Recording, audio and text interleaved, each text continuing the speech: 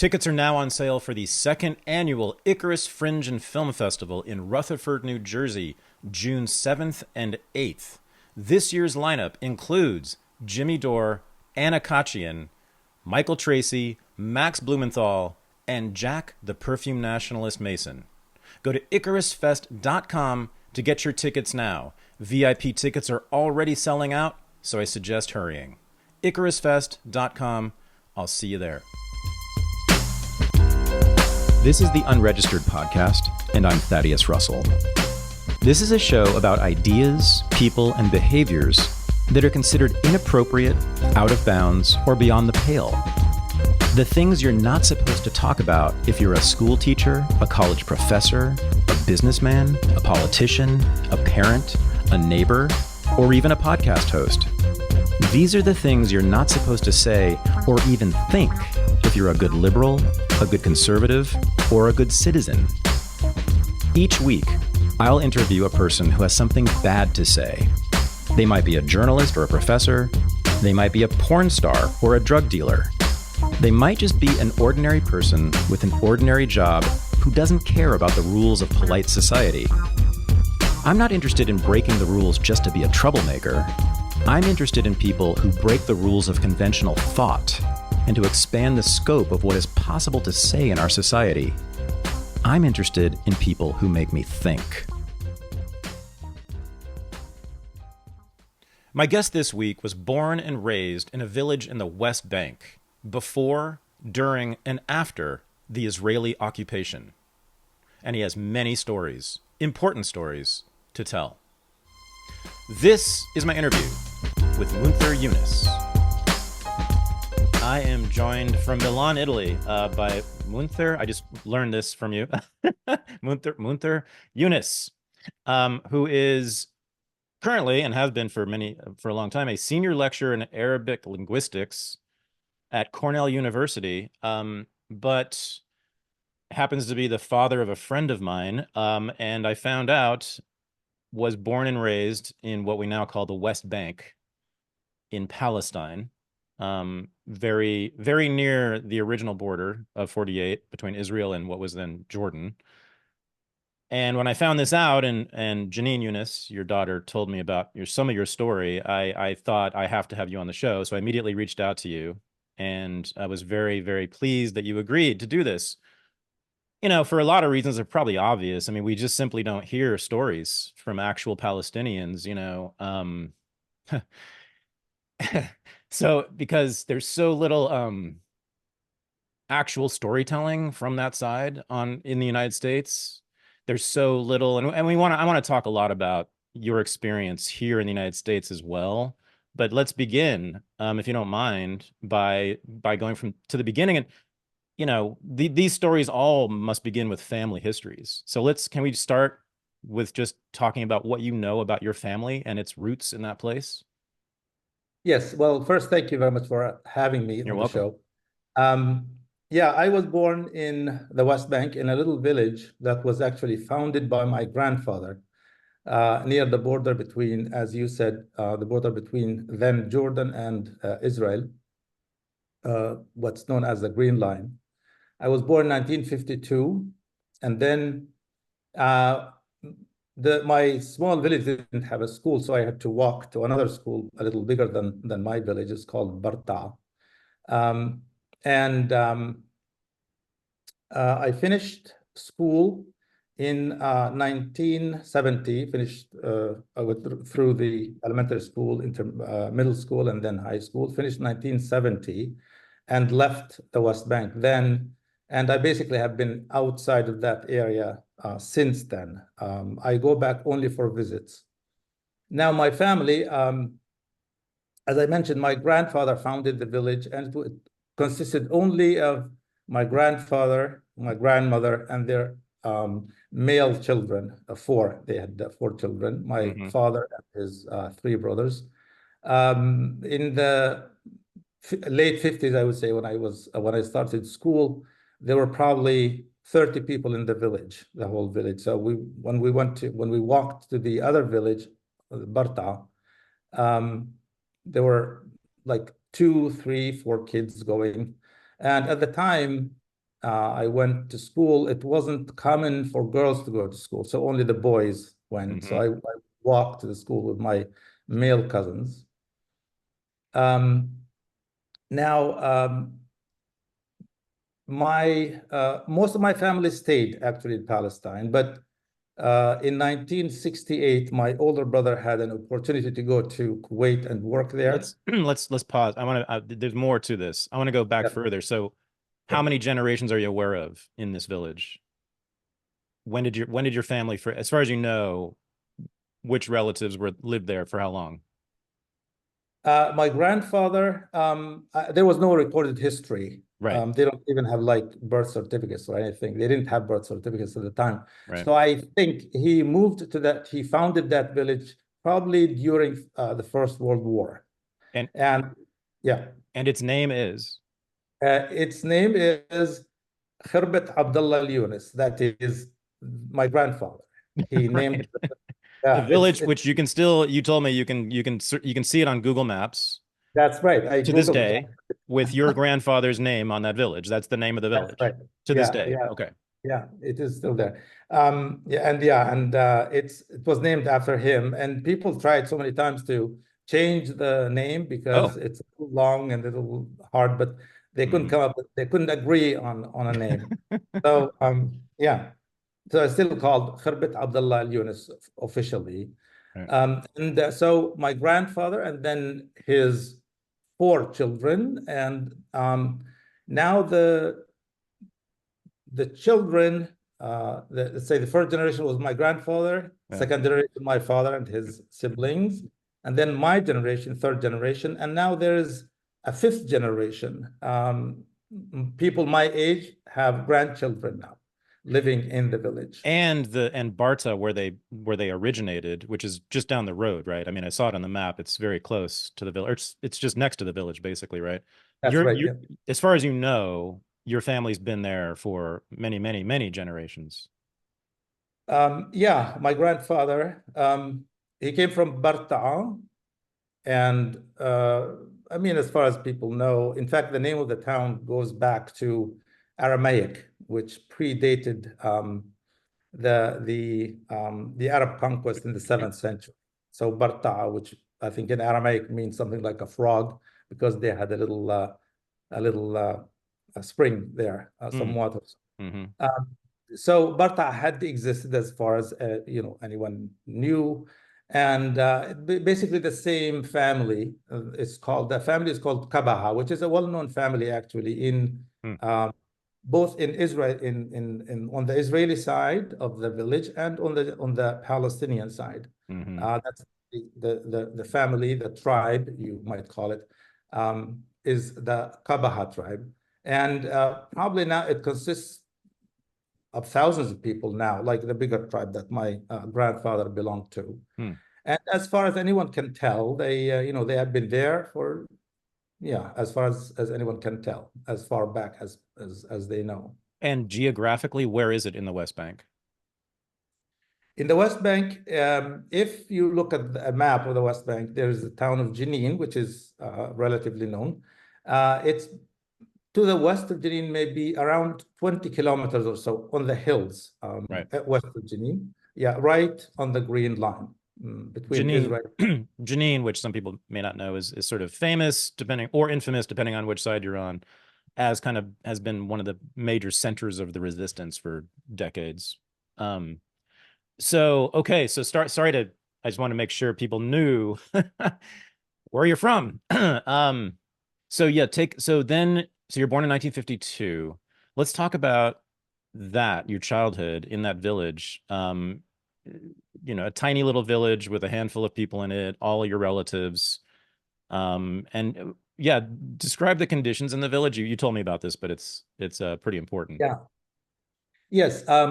So when I was growing up, we had to walk to Barta, which had a small school. It was only an elementary school up to 6th grade that had kids from the area surrounding the main little village, Barta.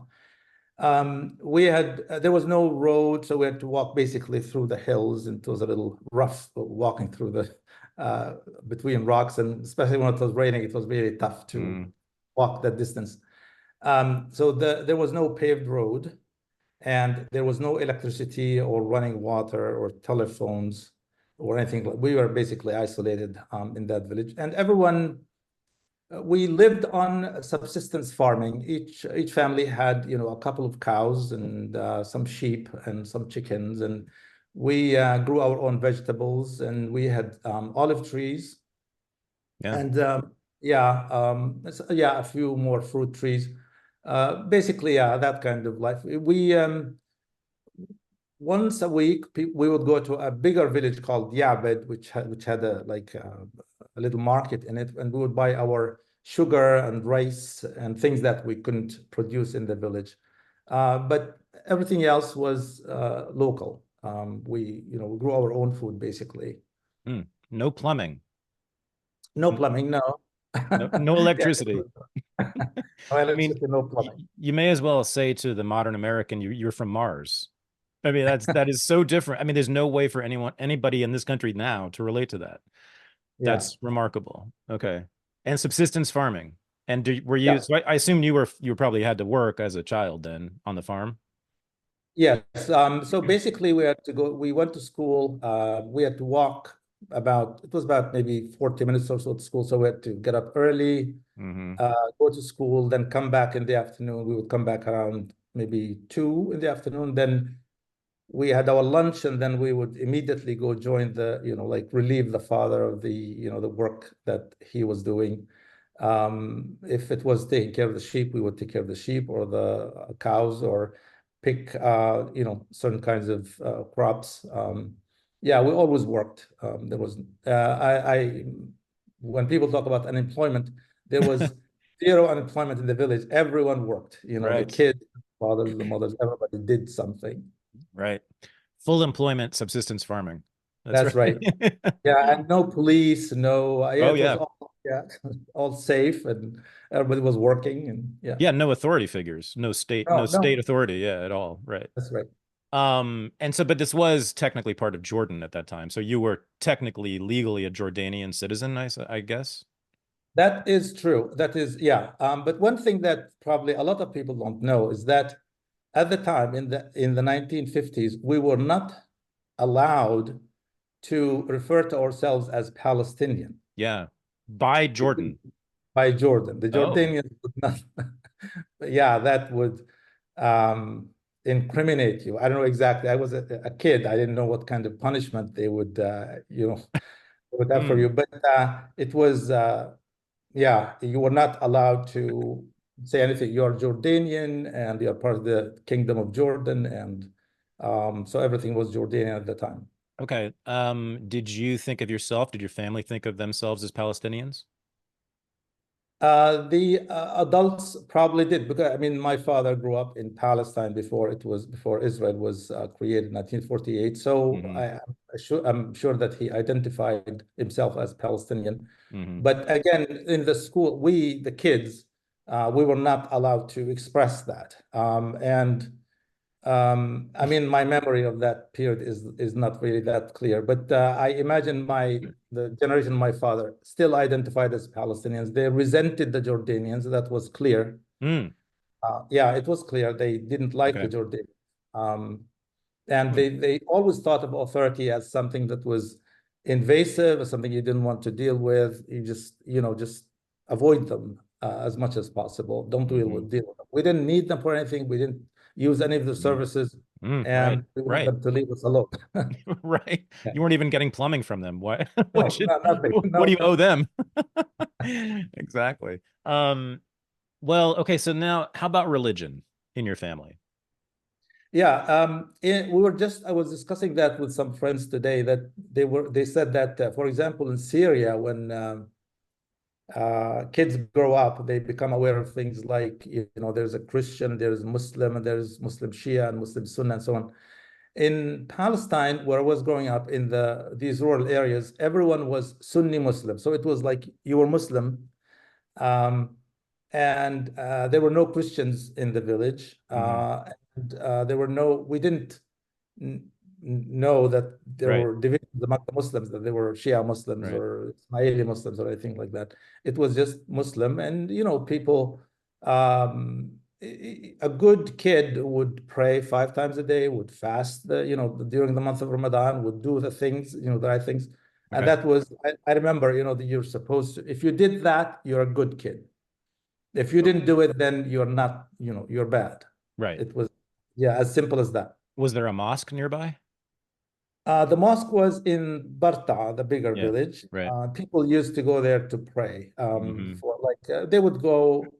People in my village would go for the Friday prayer, Mm-hmm. and they felt better if they went to the bigger village, which is Ya'bad, about maybe an hour to 1 hour, 1.5 hours away. Mm-hmm. So those who were able to go to Ya'bad, to the bigger town, it was, in their view, it was like a better thing to do if they could Mm-hmm. do it. What, I mean, so talk about Islam a little bit. I mean, it sounds, you sort of describing it as sort of the way that a lot of, Christians in America are about their religion. They'll go to church, they'll celebrate the holidays, Yeah, and that's about it. I mean, it was sort of superficial relationship. Is that how it was with your yeah, family? you could say that. I mean, one thing, I look at pictures now from that period. For example, none of my sisters had a scarf to cover their Oh. hair was covered. But then there was a transformation in I would say around in the late 70s, early 80s. Then they Oh. started covering. Oh.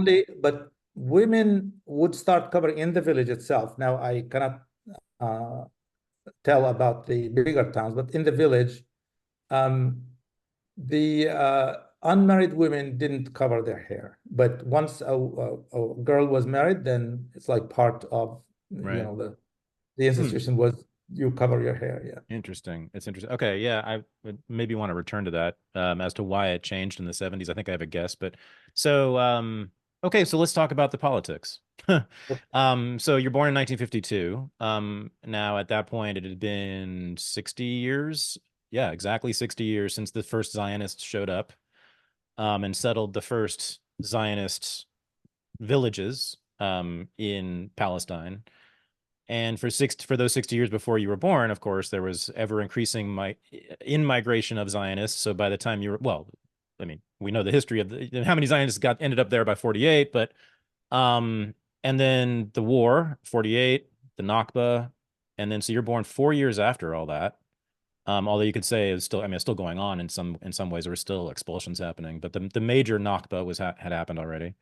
Was talk about that. I mean, to what extent were you aware of it? How much did your family talk about it? Did you see this happening in any tangible way, or is this something you just heard about when you were a child? Well, I remember one of my first memories actually was 1956. I don't remember the dates. I mean, at the time. Now I can relate to that. Yeah. I can relate Mm. to the event. I remember my family had to run to the hills because there was shooting at the village. That was during the 1956 war against Egypt. There was Right. a The attack Suez by Crisis. the Suez Crisis. And so there were some skirmishes at the time between the Jordanian army or some of the locals and the Israeli soldiers. But I was too little to know. All Huh. I know and remember was that we had to run to a little mountain east of the village, away from the border. And we stayed there for, I don't know whether we stayed the night. I remember staying a few hours and then going back when things calmed down. Hmm. That's one of my earliest memories. Um, the border was very close to us, so much of my grandfather's land. My grandfather owned a lot of land when he established the village. He bought and acquired land. I don't know, some of it probably from the British government at the time. And I know that he bought a few pieces from people in the area. So Mm-hmm. he had a lot of property, and Hmm. much of it actually was taken, fell on the other side of the border. Oh, because Yeah. you were so close. You were like 200 Yeah. meters from the. And now, yeah. So, and that border, this is something that a little known fact, that the border itself was for some time, it wasn't actually defined in our area. So we could go back and forth. You couldn't go to an inhabited area. For example, we had cousins on the other side of the line. We couldn't go see them. We couldn't go visit them. They couldn't come see my grandfather, who was their uncle. We were not allowed to do that. The Jordanian army made certain of that.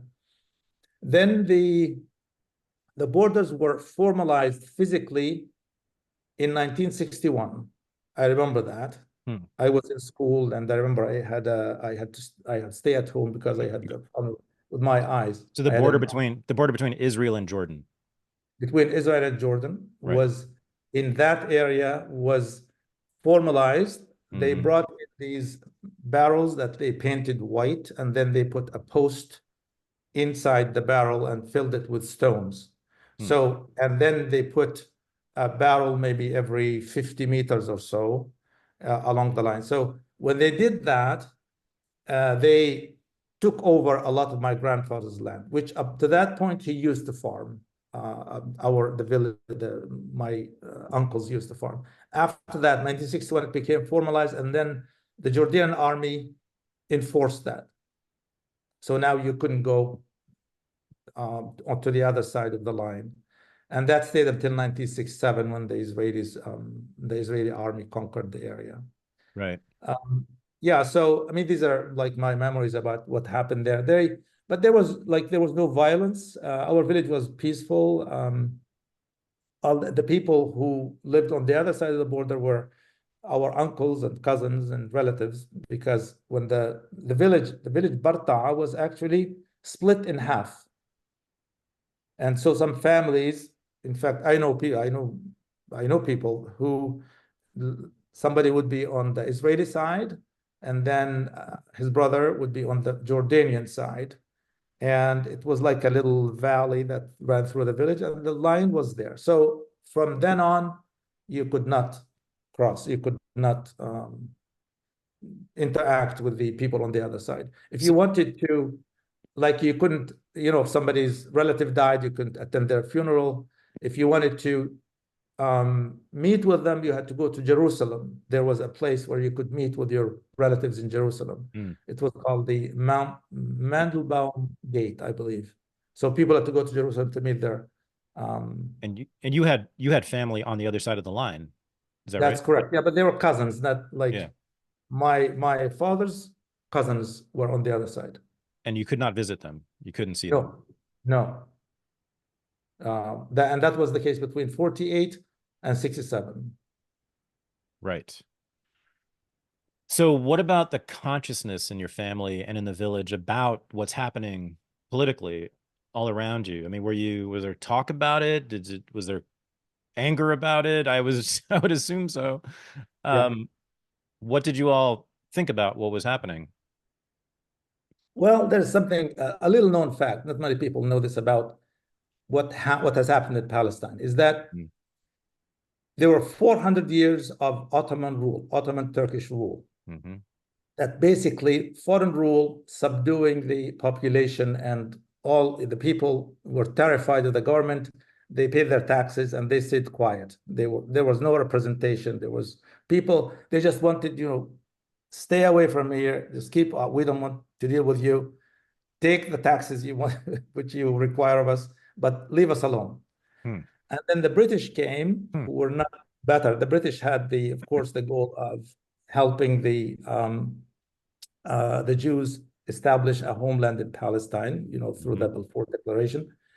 And people, again, there was resistance in the big towns, but not in our village. People just felt, as long as it's far away from us, we're not going to deal with it. It's government stuff. We're not.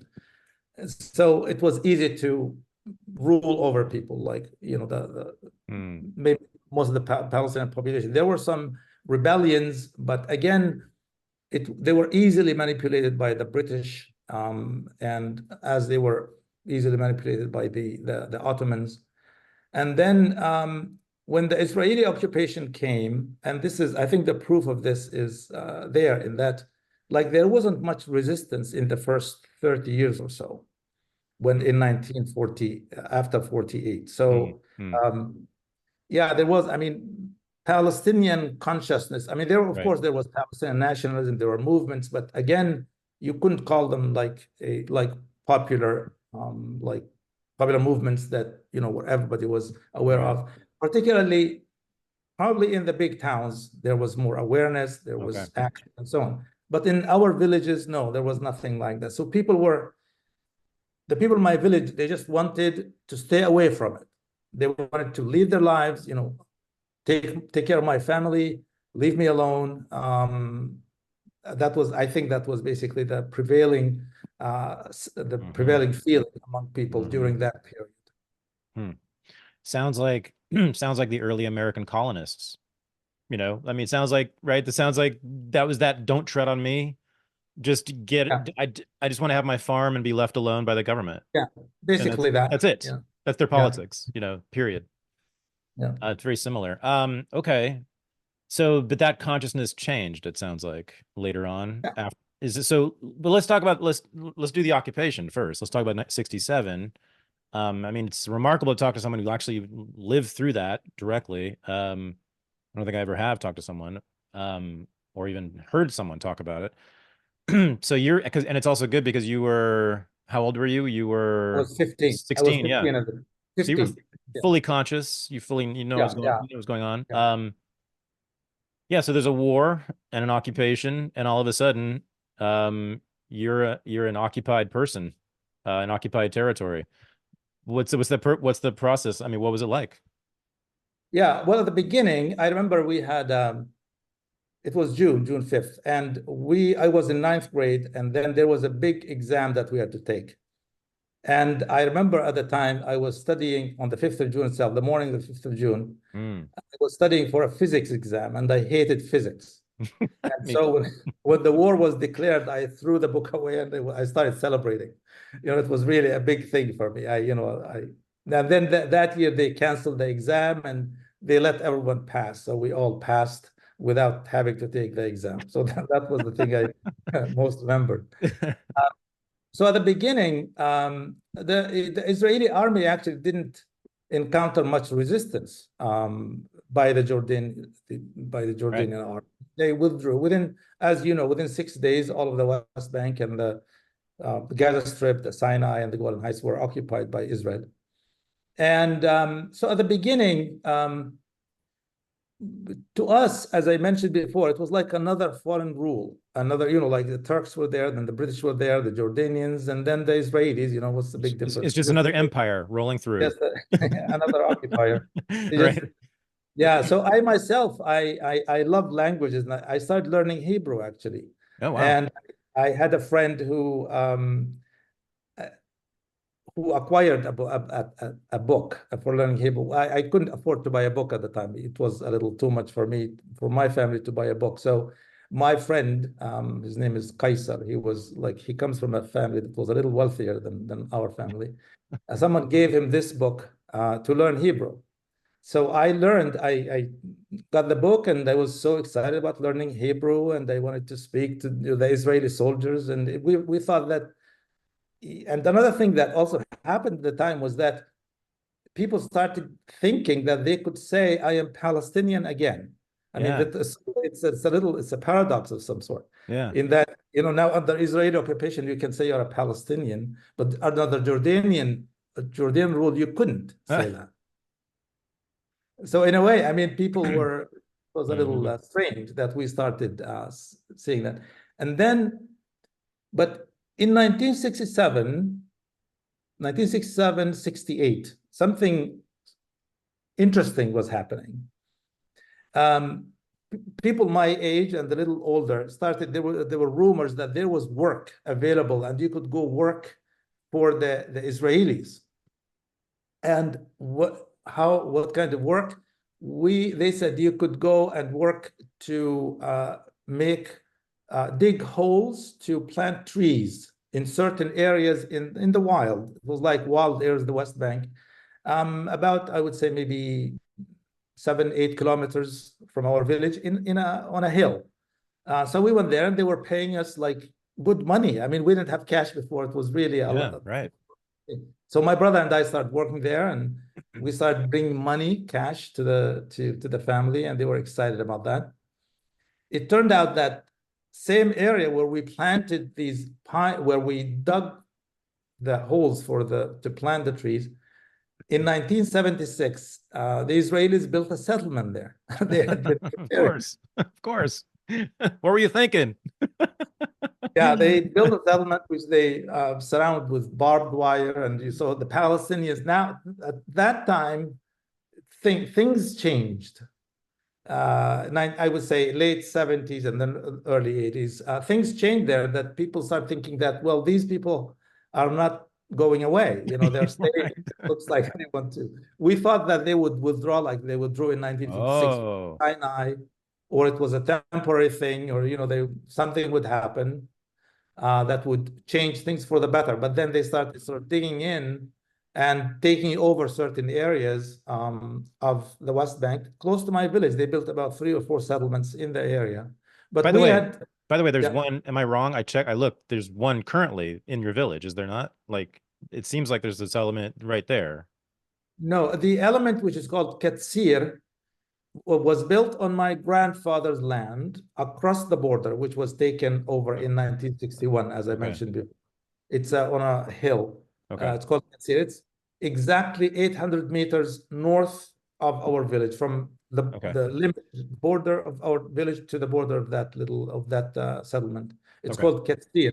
The others are on the eastern side, inside the West Bank. Right.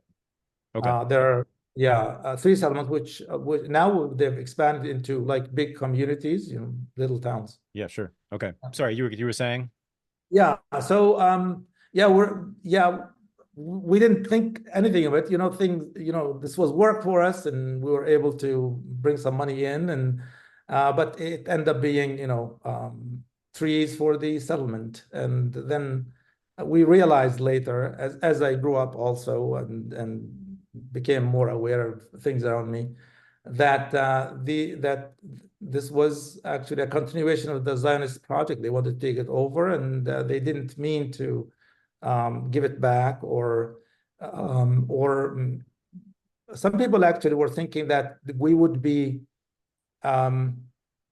made citizens of the state of Israel, like, you know, the Arab citizens of the state, where we would, you know, be treated like citizens with rights and so on. So some people were hopeful in that respect. But, you know, when you saw these barbed wire fences around these settlements, they didn't want. I mean, they needed Arab labor, but we pay you and you stay out.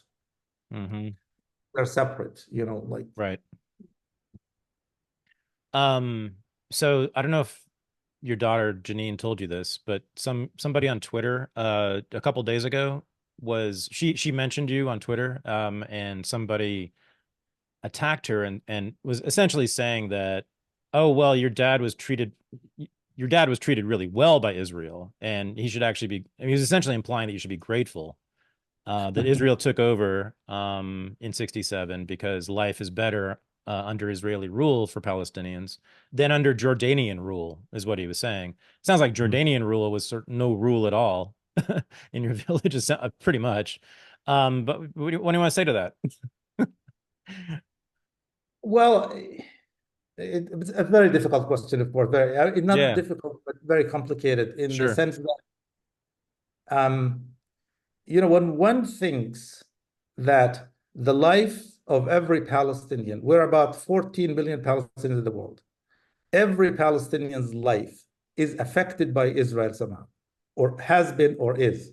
They either killed Palestinians, imprisoned Palestinians. You know that when people, there was, someone wrote an article a couple of weeks ago that Hamas took about 240 Israelis hostage on the 7th of October. Yep. Now, Israel has taken over millions of Palestinians as hostage without trial, so if I go to the West Bank and I get summoned to the military governor's office, I feel extreme. I mean, I have no protection whatsoever. They could do what they want. And when you have people like Ben Gvir or Smotrich, who are like, they are, you know, the minister of security in Israel, in charge of me. These are the racists, the most racist people in the world. They determine my fate. They determine whether I live or die, or whether I'm in jail or I live at home. no Palestinian in the West Bank feels secure about, let's say, their property. Under Jordan, if you had a home, you didn't feel that, they were going to take it away from you. But under Israeli rule, they could take it away or demolish it or do anything they want with it anytime. So I was saying that, they killed the Palestinians, they jailed the Palestinians, they took hostage, they banned them. I'll come to some interesting stories about the way they deal with the Palestinians, the way the goal is to cleanse Palestine, or what they call I think, they yeah. take hostages every day and have since 1967. It's a military occupation in which there is no civil law. The Palestinians, they live under Israeli military law, which means they can be rounded up anytime a soldier feels like it, wants to. And now that the national security is run by, an outright racist who everyone in the world agrees is a racist, even Zionists think he's a racist. That's even more the case. So like for you, for instance, anytime you go through a checkpoint, they could decide that you're a terrorist. Of course, I went last time I went there, 2019. Last time I went there, I was going through a checkpoint, and there was a young woman, 18, 19 years old, holding an M16, pointed at me. And I was, thinking to myself, if she had a fight with her boyfriend, yeah, or if she was mad at her mother, or if she didn't get the right kind of present or something like this, and decided to shoot me, she could just do it and say that all they have to say is that they felt threatened. That's all they have to say. That is the value of Palestinian life in the eyes of the Israeli occupation. And it's a terrifying feeling. That's why I stopped going. I'm not going. I used to go there for my mother, who passed away 2 years ago. Oh. So I don't go there anymore. Oh, wow. It's because of that. It's just really? your life is completely, at their mercy. These kids, somebody, I feel so bad because many of them look like my students at Cornell. They're just, they're wearing jeans. They're not even wearing military uniform. A military uniform. So, they're wearing jeans and Nike shoes, and then holding this M16 aimed at me at, anytime they could shoot. And they shot people. And it happened at many checkpoints all the time. So that's the kind of thing that we never felt this way in Jordan. In Jordan, we didn't have services. The Jordanians were, they were corrupt. You bribed them. They were involved in all kinds of smuggling, but you didn't feel that, your life was worthless, was so cheap, in front of this armed kid who could actually could kill them. It's worse. It's worse than worthless, and I don't mean to be melodramatic. This is just a fact. They view Palestinian life as a threat. That is true. Yeah, yeah. It is. It's a threat to the Zionist project. The Zionist project is about occupying that land with Jews, which means replacing the indigenous population. And they said this. This was obvious. They're very clear about it. So your life is a threat there to the Zionist project, right? Yeah, that is true. Yeah. Wow.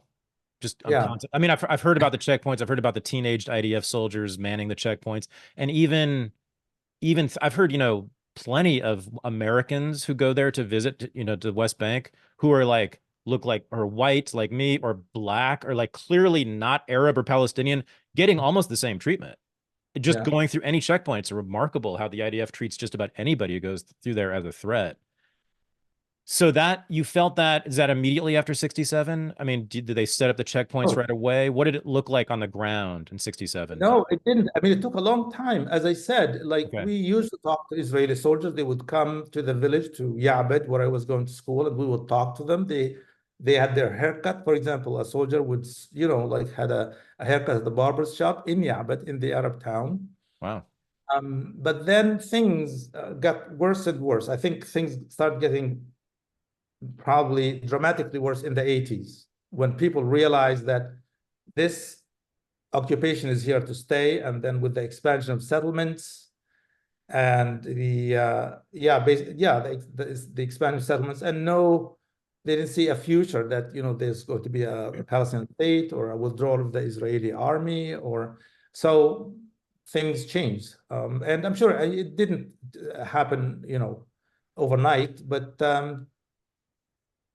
it happened gradually. Well, no, what pro-Israel people would say is you're talking about the time of the PLO. You're talking about the rise of terrorism. This was not Islamic terrorism, but the PLO was largely secular, but still it was terrorism again. So they had to treat you this way, because the PLO came out of, I guess, villages sort of like yours, or at least towns like Barta, and so they couldn't trust Palestinians at checkpoints. I mean, that's the argument. So there is the rise of the resistance at this time, which I would imagine was their own explanation for why they had to get rough with you. Yeah, I mean, but again, they have to ask themselves the question, Of course. why? It's just Of like, course. Yeah, the 7th of October, why did 7th of October happen? It's not because the Palestinians are bad, or because, there was an occupation that has been going on. There was there's this plan to take over Palestine, to cleanse Palestine of the Palestinians. And this kind of behavior, this kind of situation will produce Hamas and will produce other types of resistance. It's just such an amazing logical construct to me. It's like, how dare you knock your head into my colony? Like you're sitting, you're sitting there in your village with no plumbing, not going anywhere, and they come in and take over and then start attacking you. But the best part is blaming you. That's the best part. Blaming the occupied people for resisting violently, which is all it's been since. Well, what's even worse, I think, to my mind, is sometimes sometimes you feel that it's a game they're playing to gain public opinion, to convince their supporters, but sometimes actually they believe that a lot of them believe that we're really the aggressors. Oh, they all believe it. I haven't seen one who doesn't believe it. I mean, of course, that's what you are. And I want to ask you about racism, but I also want to talk more about this time. So you leave 2 years later, three years later, after you leave in 1970, is that right? That's true, yeah. To go into Jordan to go to school. Right. That's right. Okay. So you have Munich, it happens in 72. You have the PLO committing various infamous terrorist attacks during this time. And I'm sure Israeli repression is increasing because of that during this time. And you're living through it. Like, what do you see? But more importantly, I'm curious about, your description of the sort of collective consciousness, if there is such a thing, in your village and in that area before 67 is really striking to me and really interesting and useful. It's almost sort of an apolitical or non-political consciousness about it, which I really love in a way. Like I said, it reminds me of the early American colonists just wanting to be left alone. And they don't really care who the colonizer is, who the occupier is. There's always somebody for everybody, right? They just want to be left alone by that entity.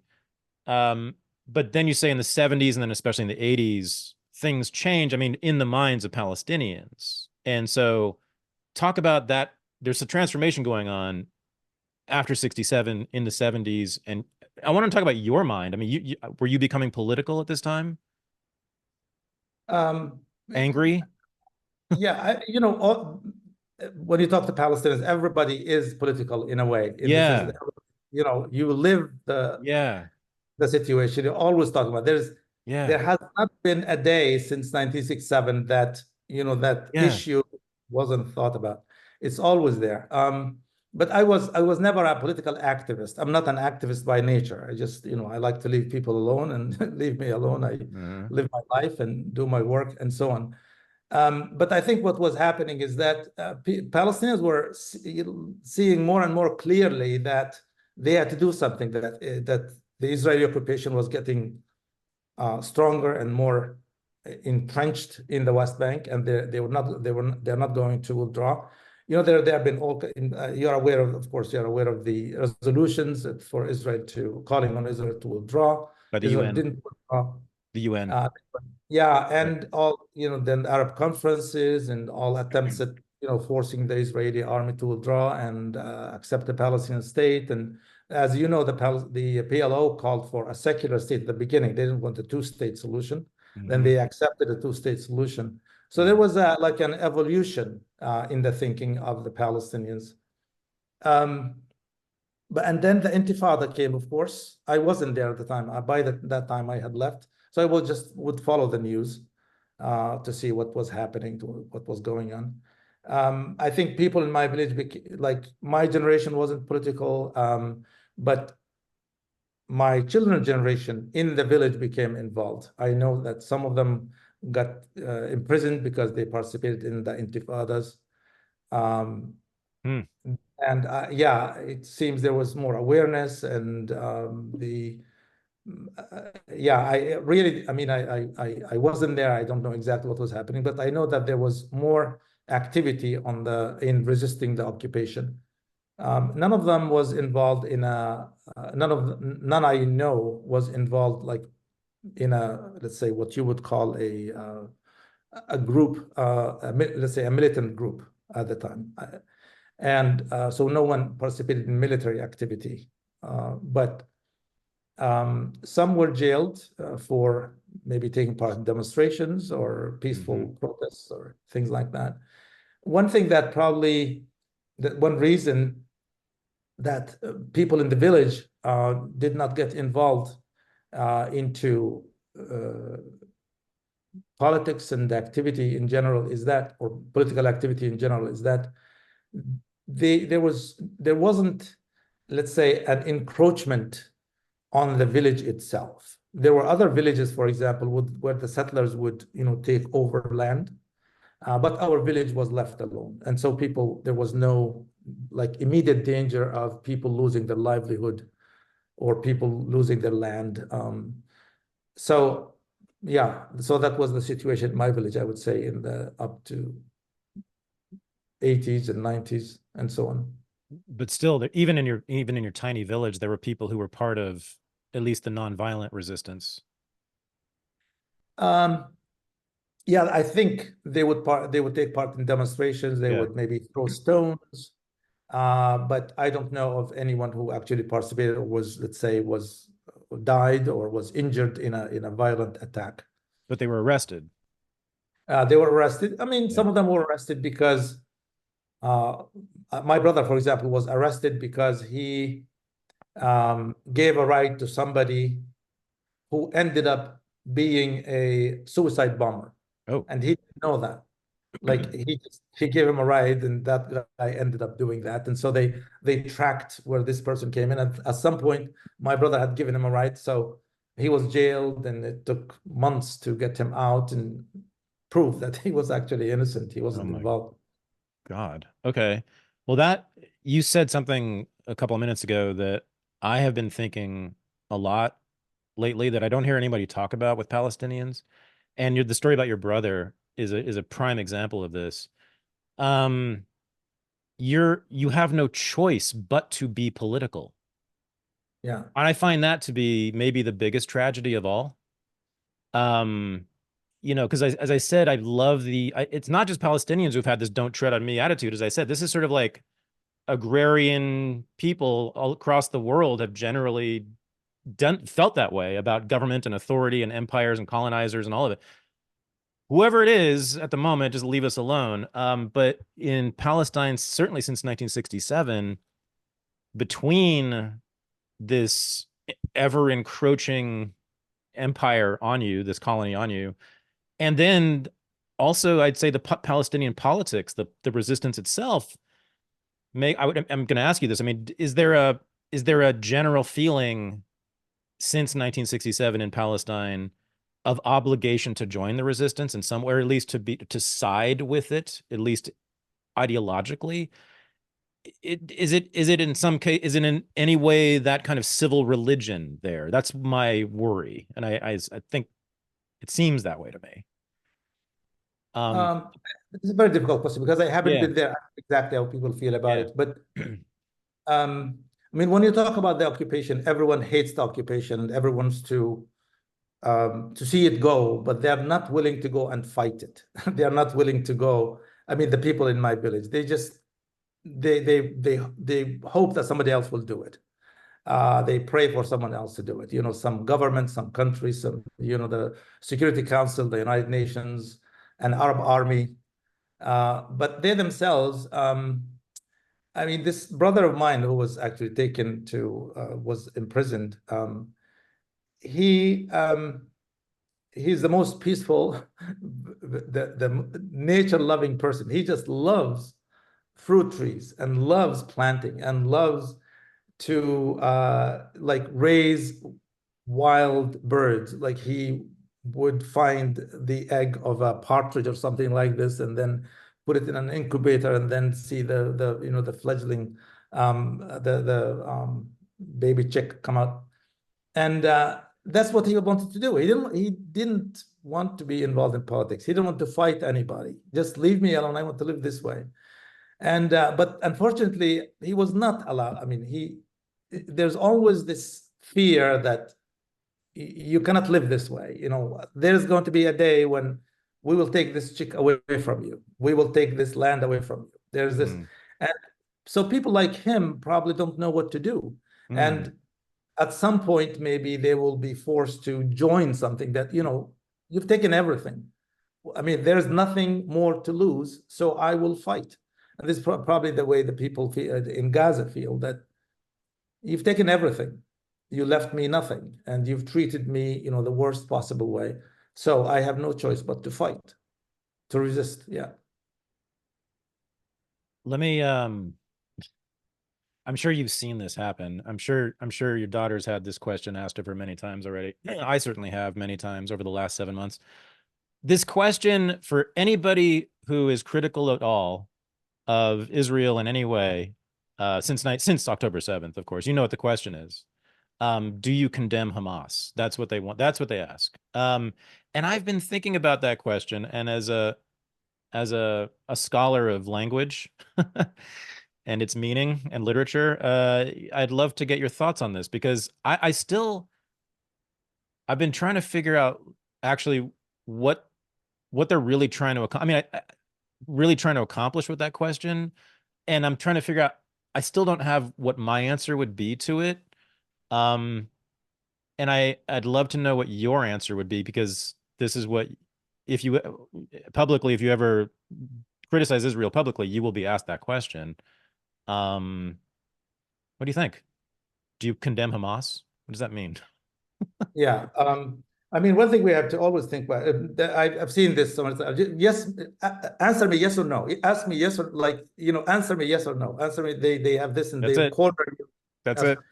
It's not this simple. There's I mean, without the context, there's no way. I mean, with every other phenomenon in life, you need the context. You need to know why this happens. Right.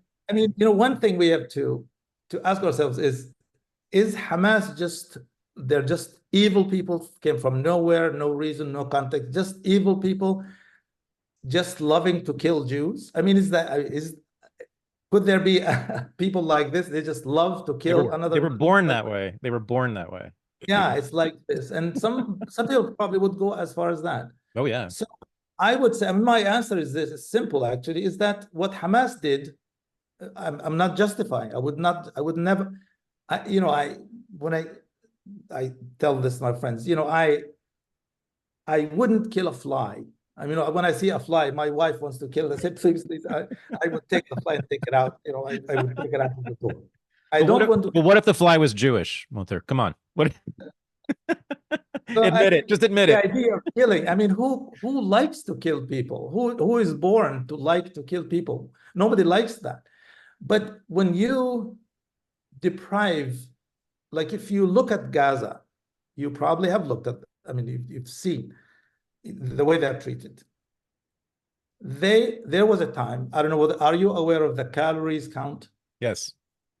Okay. Yes. They count the calories that are allowed to go into Gaza to just help the people survive so they don't die. And you've heard of all other things, you know, the mowing the lawn. Every few years they go in and mow the lawn and kill Palestinians. The life of the Palestinian is nothing. It's actually probably less valuable than the fly that I'm trying to avoid killing to them. And as you said, it's probably to them, it's even more so because they are a challenge, they are a threat. They want to get rid of them. Yep. So imagine those young men living in that environment when, you know, I don't know the exact statistics, but when more than half the population is, you know, under the age of, you know, they're all young people under the age of, I don't know, 30 maybe. I don't know the exact statistics, but hundreds of thousands of young men, unemployed, treated in the most humiliating manner, under siege. I mean, imagine, you know, look around, when you look around you in the United States and see young people, 18, 19, 17, 16, they're planning to go to college. You know, a family takes their child to go visit the college. You know, I choose this college, I want to go. What do you want to study? What do you want to do? What sport do you like to play? What movie do you like to see? What restaurant you would like to go to? What kind of food do you want to eat today? Or some things like this. These people are deprived of anything like that. Nothing. I mean, these kids have no life. They're deprived. And the culprit, there is one enemy who is doing this to them. How are they going to feel? How are they going to feel about this enemy who is imposing all these conditions on them? Are they going to love them? Yeah. And go ahead. Yeah. Yeah. I mean, it's just, I think without this context, it's impossible to answer a question like this. These people are driven to this. Again, I really hate the fact that these atrocities that Hamas committed were committed in my name, in the name of the Palestinians. I hate that fact. And I hate to defend that. I'm not defending it. I would not defend it. But I mean, the important thing is to look at the context. Why did this happen?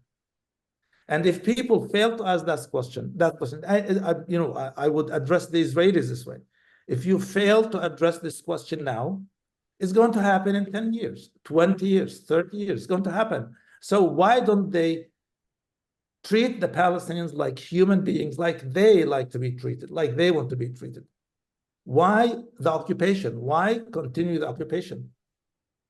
Why continue the siege? Why continue counting the calories of another nation to feed them only enough to keep them alive so that they won't starve, they won't die, and embarrass you in front of the world?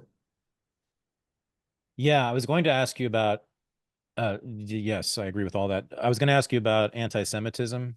And, you know, even I have seen Palestinians in videos say things that sound sort of, although actually sort of anti-Semitic. I mean, they'll say the Jews this, I want to kill the Jews. I want to,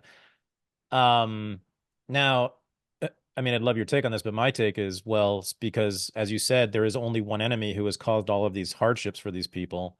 And if you're a child born into that, what else would you think about the enemy that says, we are not only the Jewish state, we represent all Jews. We, Israel, the state, this is what they say all the time. We represent all Jews. Jews, whatever we do is what Jews want to do. How on earth could kids in Gaza or the West Bank then, who don't know any better, but they hear this, not be anti-Semitic? I mean, I don't see how they could not learn to hate Jews from that. You have to do reading and scholarship, and you have to study to understand that Zionism is not the same as Judaism, that Israel represents only Jews who have been Zionists, et cetera, et cetera. Is that what you would say about it? Or what, and how much do you see that's like real anti-Semitism, or is it really just anti-Zionism, anti-Israelism? Well, there's no doubt that, for example, in Islam, in the Quran, I mean, it's a religious Muslim, there are certain things that condemn the Jews or talk about the Jews, like who were that they were the enemies of the Prophet Muhammad or something like this. There are people like this. I don't know about, you know, how many of them, how I haven't done studies on that, but there is that issue. But I doubt whether it's that widespread in Palestinian society in general. You know, they take it, you know, these are the people who tormented the Prophet Muhammad, and this is a continuation of that. there's a strand. I don't know how strong, but I imagine it's really very weak. Yeah. But for most Palestinians, the Jew, who could actually be a Druze, not only a Jew, is Right. someone carrying a gun and coming to threaten me or to kill me or to take my home in, wearing the IDF uniform. That is the Jew. And that is the Jew that we have seen. You don't see I don't see Norman Finkelstein, like we or Jerry Seinfeld. They're not worried about Jerry Seinfeld. Yeah, these are not the Jews. To us, the Right. Jew is that IDF soldier who could be Druze, who could be Jewish, who could be somebody from Europe coming to enlisted in the Israeli army. So so people would call them Jews because this is the uniform. They're talking about the uniform, a military establishment. And unfortunately, this is the way they think of it because that's the way it affects them.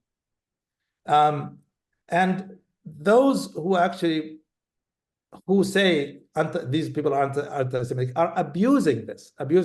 They're not really, if they really were honest, they would say they're really looking at the Israeli soldier, the Israeli gun, and because the government of Israel and the Israeli establishment is always talking about the Jewish state, about the Jewish everything, the Jewish army, the IDF, so everything is, so they themselves have done this in that they they merged the two, the army and the Jew, which is not the case in real life. It's not that. But just going back to the biggest issue, or the bigger issue of anti-Semitism. Anti-Semitism actually is a European product. It's not, I don't know how many people know about this history, but the Jews in the Arab world lived so much better than the Jews in Europe. And so you don't hear of a Holocaust, you don't hear of a pogrom, you don't hear of persecutions. There was discrimination, just like there was discrimination against minorities of all kinds, which happens in all societies. Yep. So, but there was no Holocaust in Iraq or Yemen or Egypt or Morocco. The Jews, they were very prosperous. Yep. In Iraq, they were the Jews were the ones who started the Iraqi radio station in 1920, 1930. They were very important in that respect. In Egypt, they were very influential in the movie making industry in the early didn't know that. Jewish name, Egyptian Jews were, they played a very important role. And in the economies of Iraq, economies of Egypt, economies of Morocco, they were very prosperous until the Zionist movement started distorting things. And there's evidence that the Zionists actually created trouble for the Jews of Iraq to force them to migrate. They would bomb Iraqi Jewish institutions to scare them and make them feel that this is not safe anymore. You need to immigrate to Israel because they needed the population, the Jewish population at that time. So the idea of when you say anti-Semitism and you accuse the Arabs of that kind of phenomenon, it's so unfair. It's if they say anti-Semitic, it should be a label against Europeans, not against the Arabs. The Arabs are, as you know, the Arabs are Semitic too. Yeah, we are Semitic. How can they call us anti-Semitic?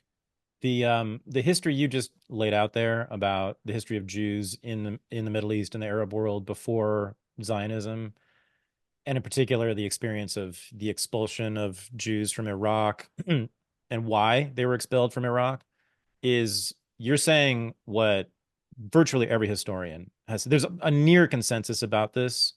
And I think the leading historian of this particular thing is Avi Shlaim, who's a Jewish Israeli native of Iraq, who wrote the book on this. And he says, no, it's the Zionists who caused it. Yeah, he was just dismissed on a big TV show the other night. It was remarkable. But anyway, yeah. Yes. Yes. I wanted to talk about the United States and the West and living in the United States and the West for many decades now and watching this go on, because it's not just since October 7th, of course, you've been observing the ongoing catastrophe in Palestine since you left from here, from the West anyway.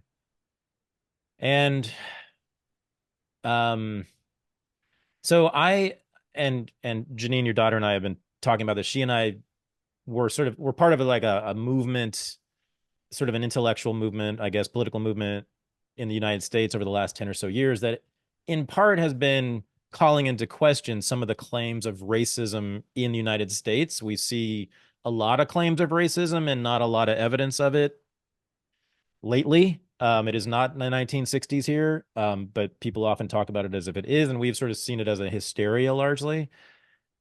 And then this comes along, October 7th. Now, of course, I was well aware of passive and active anti-Arab racism and especially anti-Palestinian racism forever, but my gosh, since October 7th, I've been studying hard every Zionist argument, every pro-Israel argument, studying hard. And I can't really see how those arguments can be sustained without racist presumptions about who Palestinians are. The calculus just of deaths. I mean, if you're not an Israeli, I'm talking about Americans, right, looking at this conflict and coming down on the side of Israel, that is where I don't understand it, except as a product of racism. Because if you're not a part of that country or either country, and you're looking at it, you're choosing a side, you're choosing 35,000 or 40,000, it's going to be more than that deaths over about 1,000 deaths.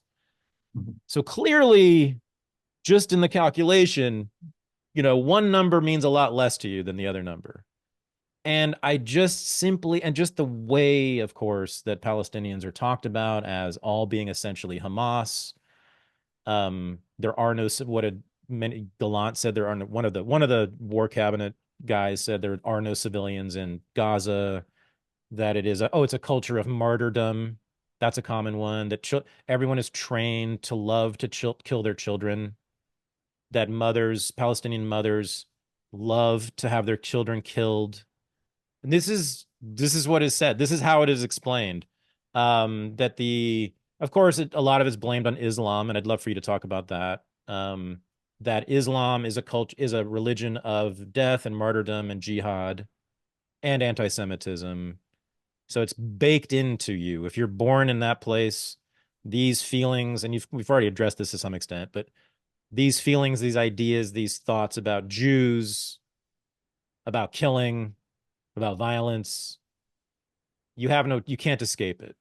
It's who it is, constitutive. And also another common Zionist argument I've seen is that this comes straight out of like the prime minister's office. I see this line that Palestinian identity is only formed in opposition to the state of Israel. In other words, that being a Palestinian means nothing but expelling and destroying the Jews, right? That's the identity was constituted around that feeling, and that's it.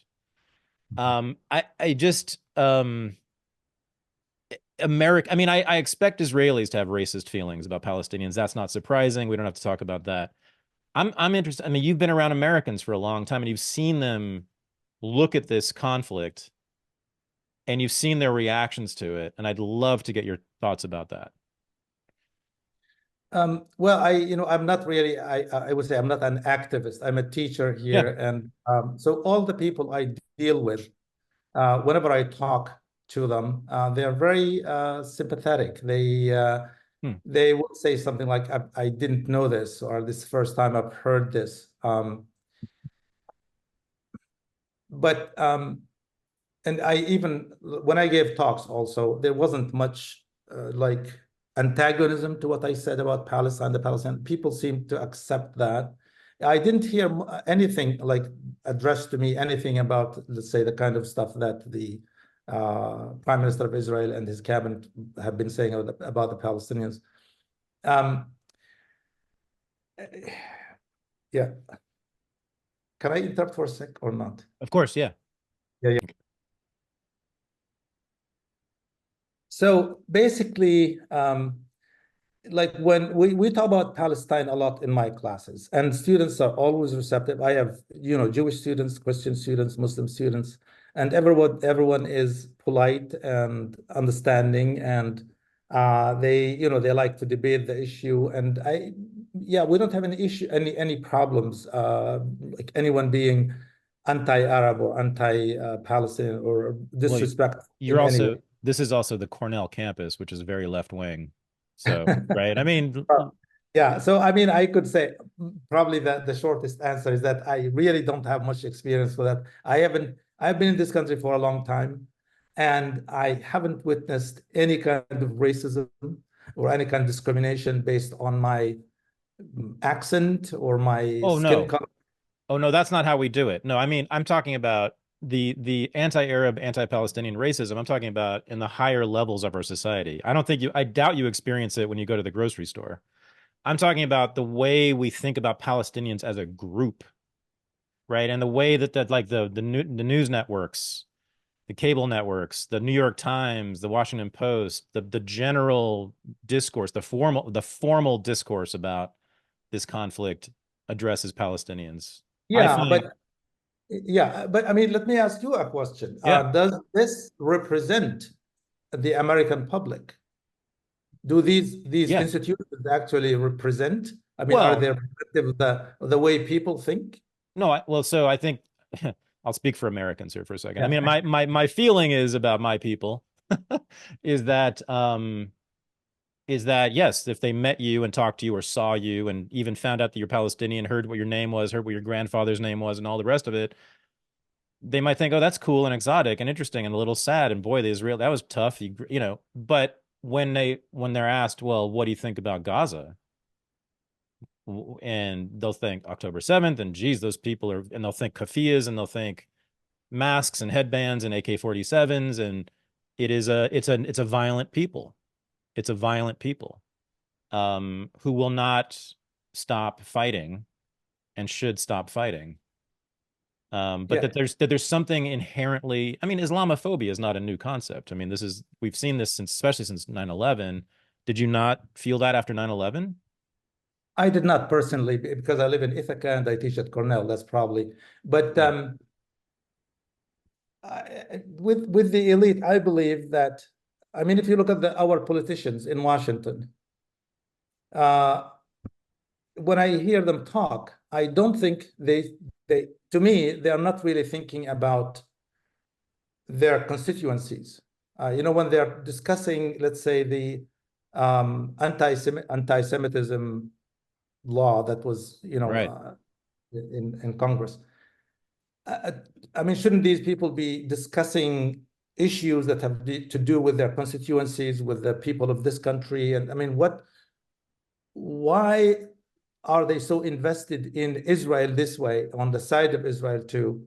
And they're so strongly against any kind of, let's say, a ceasefire or any humane treatment of Palestinians.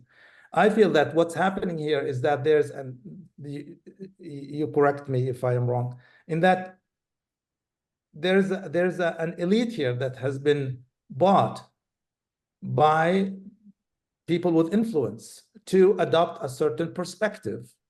And that perspective is anti-Palestinian, anti-Arab, anti-Muslim. And I would say that I would go a little further and say that the Israeli lobby or the Israeli interest groups, the people who really are pro-Israel, are influencing this and driving this kind of agenda. And they have a lot of influence in the big networks, a lot of influence in Washington, in Congress, in the White House. And this is what's happening. But I think that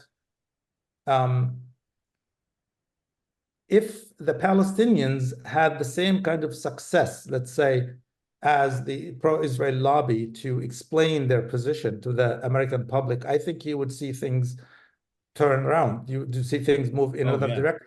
Yeah. And you see this now on the different college campuses. That's where people are seeing things for the first time that they hadn't seen before. that Palestinians, are human beings like everybody else, and they have rights and they deserve to be free, and so on and so forth. No, I agree. I mean, the Israel lobby clearly has forced all these politicians to crack down on the college campus protests and make these, politicians from Alabama who probably had never met a Jew, never met a Palestinian, wouldn't care less otherwise, be militantly for Israel. But what I'm saying here is that since 1960, and I choose that year very deliberately, maybe you could say either 58 or 1960, Americans have been fed an image of Palestinians and Arabs generally that is one of inhuman beasts. And I'm choosing 58 and 60. You might be able to guess this.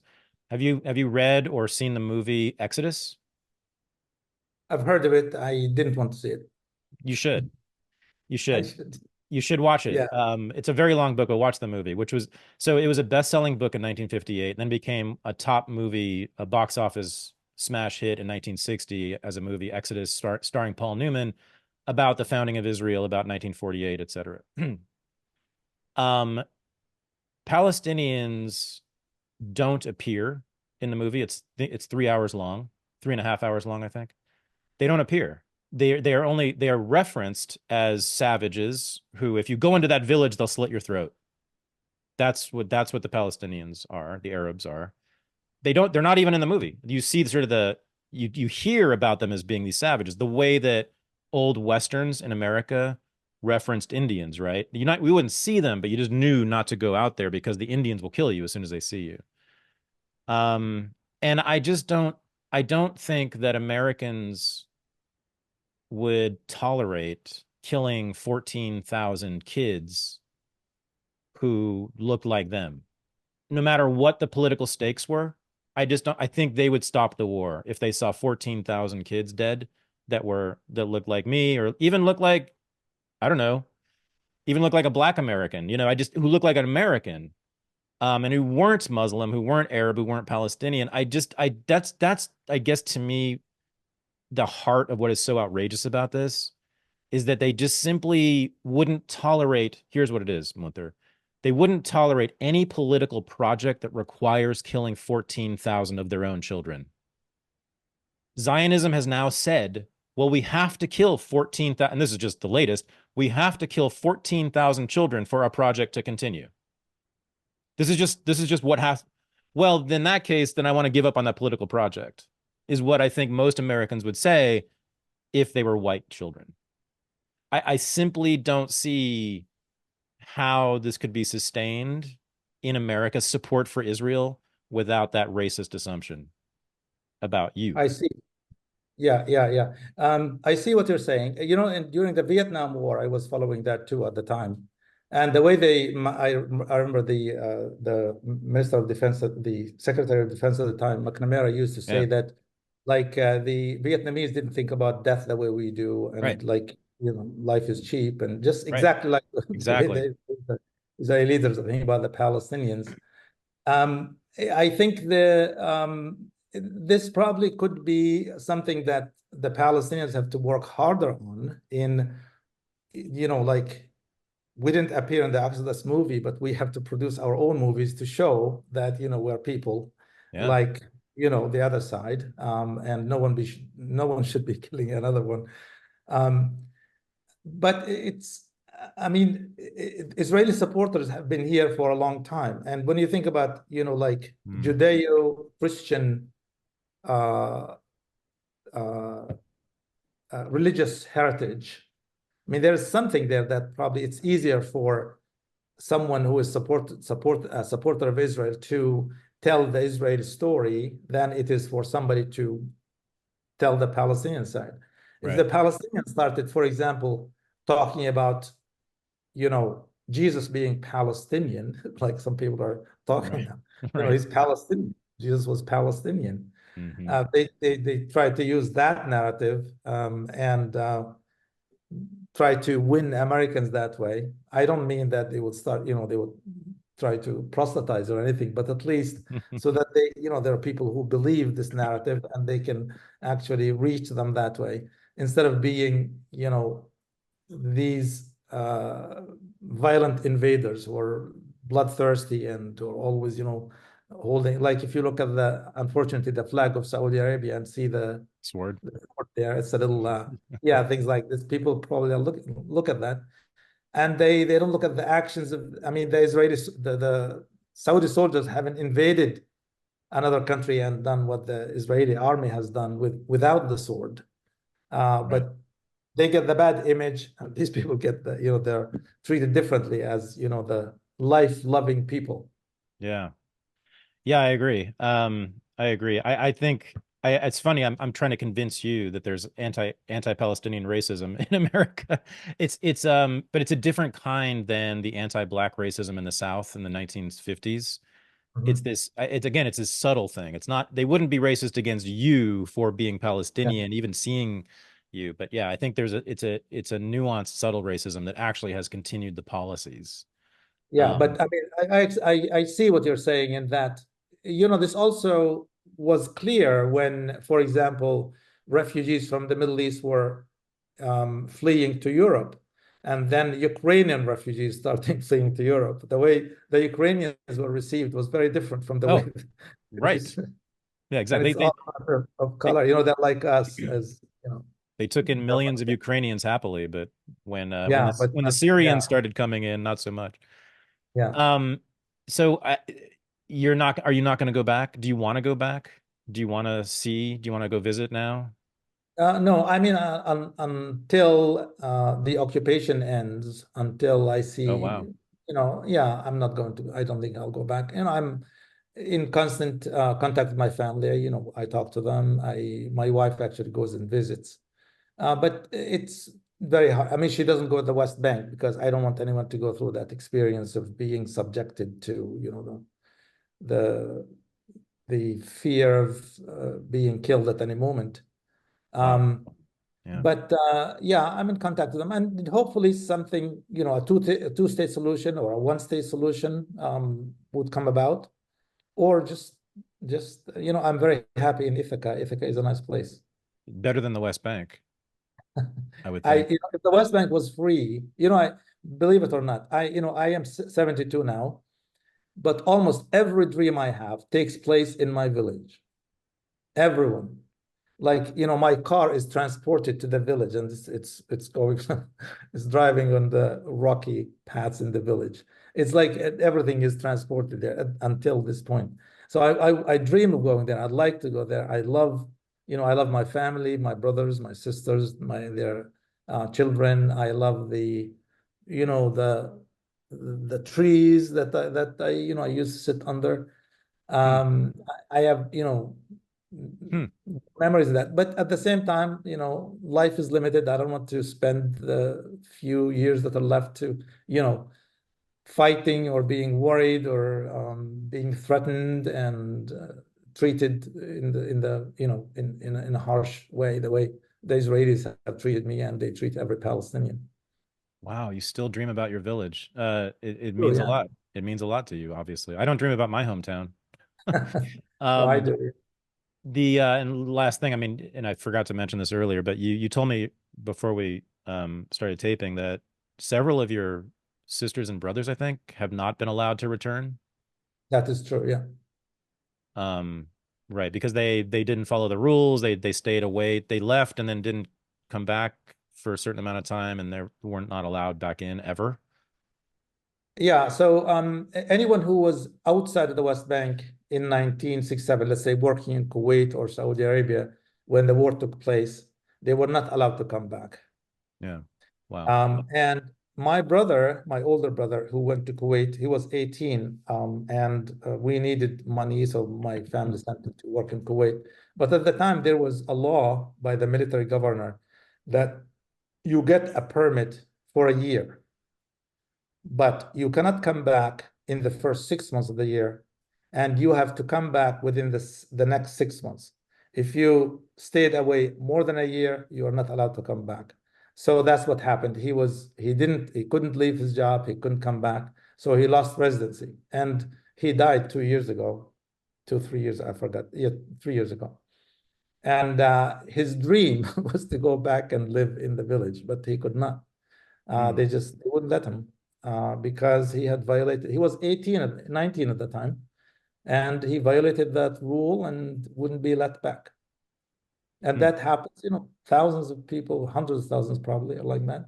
I told you also about the, I mentioned to you the story of my cousin who was married to my brother, and Right. she had to get a Dominican Republic passport Right. to be able to go back and see her.